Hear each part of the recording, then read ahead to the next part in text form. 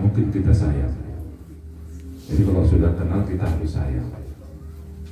Hari ini kami melakukan konsolidasi, tujuannya adalah untuk mempererat tali silaturahmi di antara kita. Yang pasca Musdalub yang lalu, saya belum sempat bersilaturahmi kepada seluruh DPC yang ada di Provinsi Sumatera Utara. Hari ini kami roadshow. Kalau kata penyanyi band itu ini udah konser ini. Ya ketua. Baru sekitar 1 minggu yang lalu kami sudah konsolidasi ke Batubara, Asahan, Tanjung Balai, Labuan Batu Utara, Labuan Batu Indo, Labuan Batu Selatan.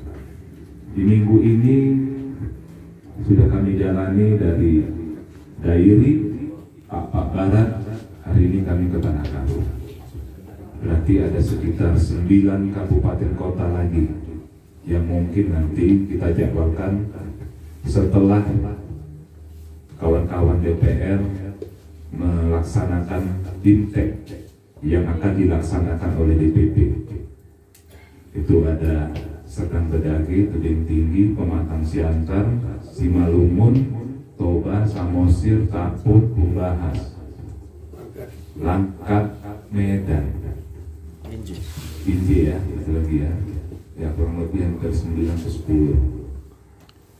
Karena memang kita jadwalkan yang jauh-jauh dulu.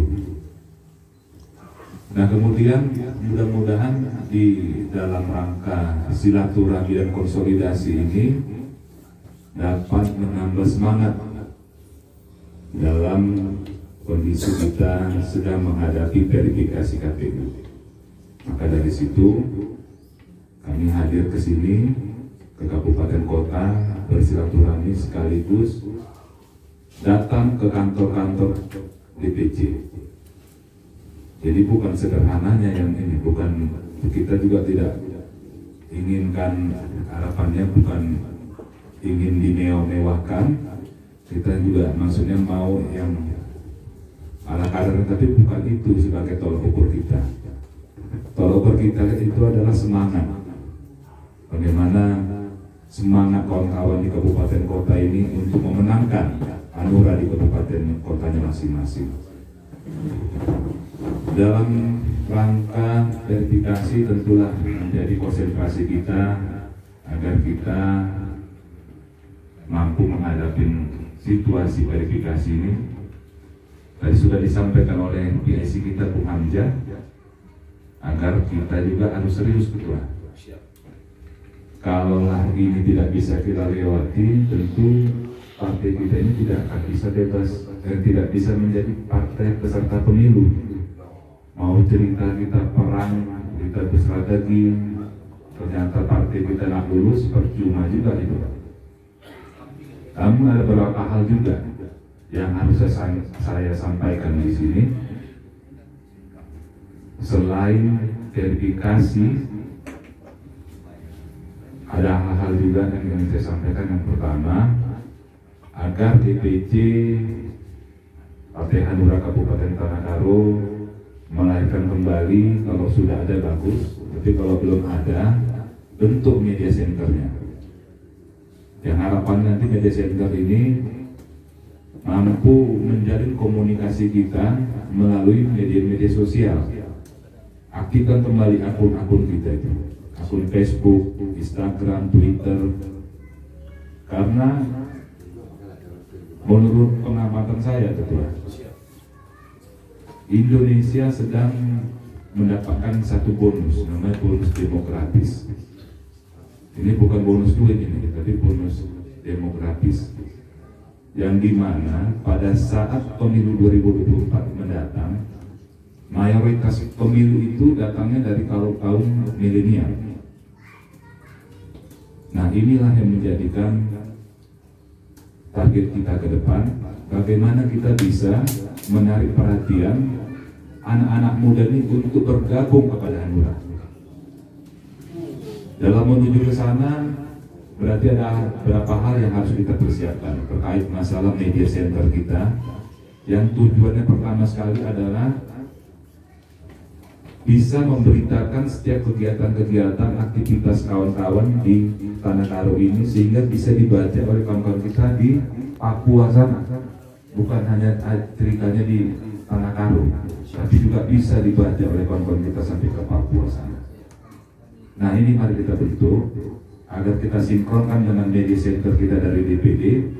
Nah, bagi para kader yang sudah hadir di acara ini untuk memfollow akun-akun kita, itu ada di Facebook, itu ada di Instagram. Jadi kalau untuk kita nanti foto-foto, nggak perlu pakai handphonenya lagi satu-satu, tinggal buka akun kita, ambil fotonya langsung di situ. Nah, ini perlu kita besarkan. Semakin banyak followernya, semakin banyak yang baca, semakin banyak yang penasaran sehingga dia mengikuti perkembangan yang ada di Anur Sumatera Utara. Begitu juga terhadap kader-kader. Kalau bisa nanti Kutok Yatim juga lahirkan juga akun-akunnya, sehingga tidaklah selalu kami itu harus turun ke Tanah Karo untuk mendengarkan isi hati kawan-kawan yang ada di Tanah Karo. Kita manfaatkan teknologi yang canggih ini kepada kawan-kawan kader-kader apabila ada masukan ataupun informasi-informasi demi berkembang dan majunya Anura di Tanah Karo, mungkin bisa DM saya. Nah, perlu hari ini kawan-kawan mencatat handphone saya, follow akun kita yang di Facebook dan di Instagram. Saya selalu baca itu.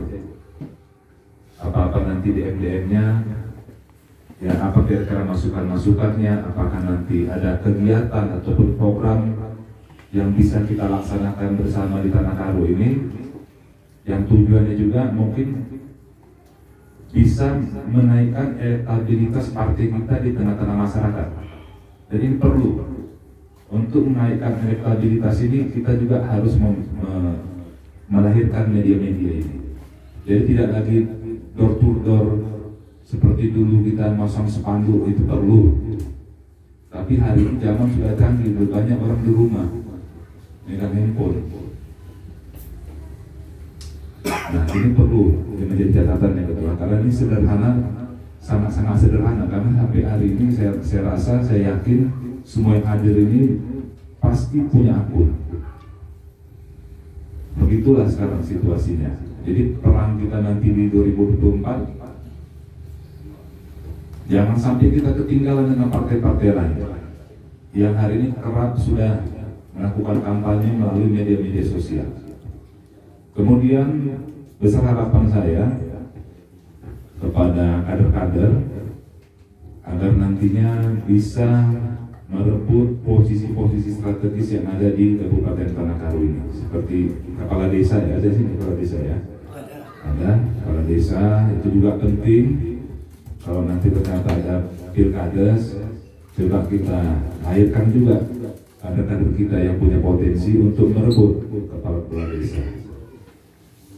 Juga dengan organisasi-organisasi yang besar itu juga perlu terebut. Nanti bisa didiskusikan dengan ketua DPC.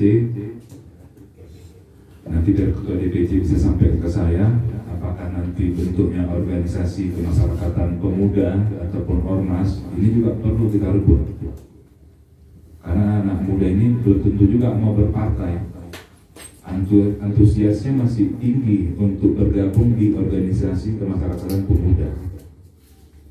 Hari ini mudah-mudahan dengan adanya 4 kursi kita di DPR, dengan infrastruktur kita yang ada di Pemuda Pancasila dan di KNPI, yang hari ini KNPI juga sedang melaksanakan pelantikan. Harapan saya nanti dengan peleburan ini bisa menambah kursi kita. Yang 4 itu jadi 6. Nah, kalau 6 kan berarti udah jadi ketua DPR. Mudah-mudahan kita doakan Ibu Delima yang nanti jadi ketua DPR. Kalau ketua DPC kan sama saya aja nanti. Yang penting pegang remote-nya. Ya ketua. Nanti biar ketua pengamat kita dukung untuk jadi DPR provinsi. Jadi kita nggak mulu-mulu juga ketua. Bu Delima dan kawan-kawan, karena pasca perjalanan kami di 3 kabupaten ini, sebetulnya kita sangat berpeluang untuk melahirkan 1 kursi minimal sebagai DPR provinsi. Melihat suara dari Dairi itu, total suara DPR tingkat 2-nya itu sebesar 25.000. Saya nggak tahu di Tanah Karu ini perolehan suara kita ada berapa? Berapa? 20.202. Kalau seandainya kursi DPR itu provinsi itu 30.000, berarti tinggal kita harapkan dari Pak Barat aja paling nggak 10.000 dan duduk 2 kursi di sini. Untuk strateginya mungkin saya tidak bisa sampaikan hari ini.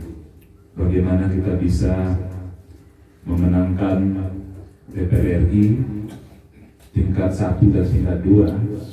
Cuma sebagai bocorannya saya sampaikan di sini. Ini kita harus tandem, harus kerjasama. Itu yang harus kita kerjakan sekarang. Kami dari DPD siap untuk menjadi wasitnya ketua. Bagaimana nanti target kita nggak usah muluk-muluk, untuk tingkat 1-nya 1 dapil 1 kursi. Berarti kalau ada 12 dapil 12 kursi. 12 kursi itu kita paling sedikit menjadi salah satu unsur pimpinan.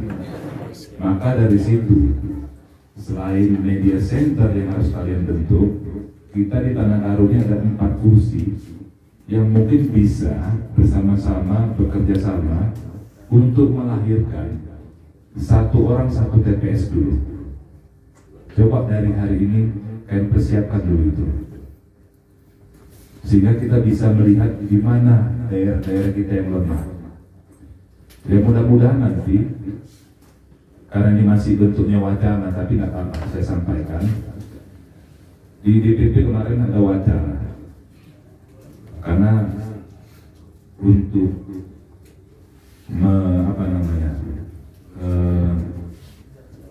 untuk lolos PT parliamentary threshold itu 4% ya, 4%.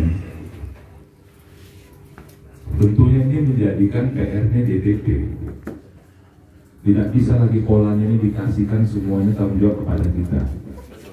Kemarin ada wacana, tapi mudah-mudahan ini bisa terrealisasi, dan ini menjadikan harapan kami semua yang ada di provinsi Tanah Air ini. Kalau seandainya nanti DPP yang tujuannya untuk lulus PT, berarti kami hitung itu 1 TPS itu harus saat menyampaikan mencoblos sebanyak 8 orang. Ya mudah-mudahan nanti bisa di Kabupaten Karu biayain oleh DPP. Kalau 8 orang ini per TPS dibiayain DPP, mungkin juga bisa mendongkrak suara kawan-kawan kita dari tingkat 2, tingkat 1, bahkan sampai DPRD. Anggota DPRD. Dan ini masih masuk akal, Saudara. Ya, masih masuk bisa akal. bermanfaat. Nah, tapi begitu pun